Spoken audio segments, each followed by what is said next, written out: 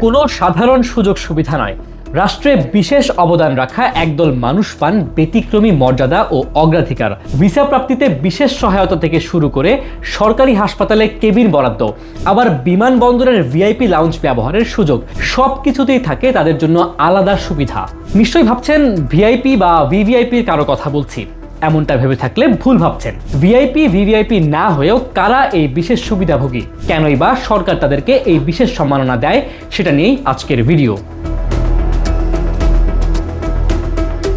এরা হলেন commercially important person, সংক্ষেপে সিআইপি।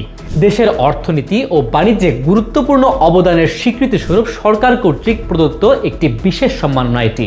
সিআইপি মূলত দুই ক্যাটাগরিতে দেয়া হয়। এক, সিআইপি রপ্তানি, যারা দেশের রপ্তানি বাণিজ্যে গুরুত্বপূর্ণ ভূমিকা রাখেন তাদেরকে দেওয়া হয়। দুই, সিআইপি ট্রেড, যারা বিভিন্ন বাণিজ্য সংগঠনের নির্বাচিত নেতা হিসেবে দায়িত্ব পালন করেন। এই সম্মাননাটি সাধারণত 1 বছরের জন্য কার্যকর থাকে, তবে নতুন সিআইপি ঘোষণা না হওয়া পর্যন্ত এই সুযোগ সুবিধা বলবৎ থাকে।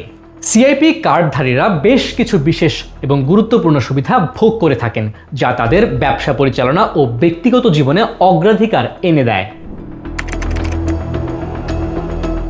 সিআইপি কার্ডধারীরা বাংলাদেশ সচিবালয় প্রবেশের জন্য বিশেষ পাস ও গাড়ির স্টিকার পান।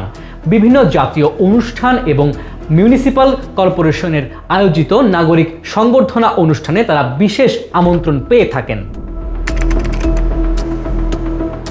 ব্যবসা সংক্রান্ত ভ্রমণের সময় বিমান, রেল, সড়ক ও জনপথে সরকারি যানবাহনের আসন সংরক্ষণে তারা অগ্রাধিকার পেয়ে থাকেন। এমনকি তাদের ব্যবসায়িক কাজে বিদেশে ভ্রমণের জন্য পররাষ্ট্র মন্ত্রণালয় সংশ্লিষ্ট দূতাবাসকে উদ্দেশ্য করে লেটার অফ ইন্ট্রোডাকশন ইস্যু করে, যা ভিসা প্রাপ্তির প্রক্রিয়াকে অনেক সহজ করে দেয়। সিআইপিরা তাদের স্ত্রী, পুত্র, কন্যা এবং নিজের চিকিৎসার জন্য সরকারি হাসপাতালে কেবিন সুবিধা প্রাপ্তিতে অগ্রাধিকার পেয়ে থাকেন। বিমানবন্দরের ভিআইপি লাউঞ্জ 2 ব্যবহারে বিশেষ সুবিধা পান তারা।